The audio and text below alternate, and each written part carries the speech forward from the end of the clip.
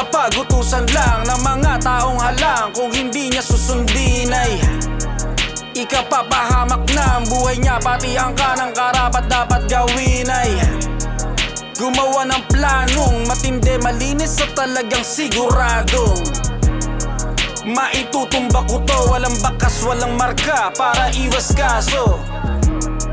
Kasong maitatanggi, magkagipitan man sa saliwikain ang pangyayari. Hindi yan aaminin, walang ebidensya para ako ay inyong hulihin. At eto ang senaryo, habang hinahanda ang paborito niyang gatilyo, biglang nag-ring, sabay sagot sa telepono. Oo, gagawin na, pwedeng wag kang apurado.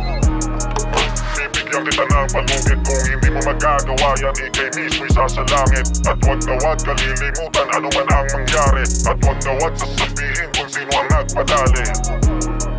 At kanyang ginampanan, butil sa katawan, pawis sa mukha ay luwaan. At ako'y napailing, eto ba yung tinatawag na kapit sa patalim? Trabaho lang, walang personalan, ang tagal kitang tinrabaho, ngayon lang natsyempohan. Bibigyan pa kita 10 segundo para magdasal at sisiguruhin sa mundo di ka na magtatagal.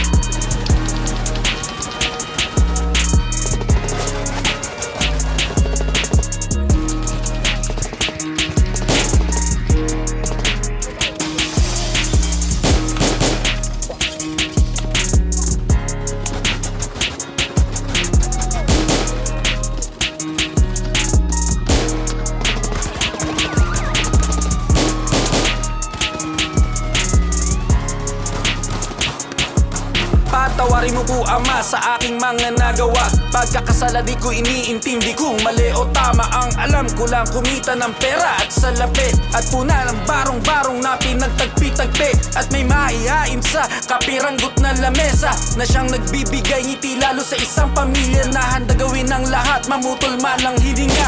Na naging anak mo rin ngayon responsabling ama, patawad.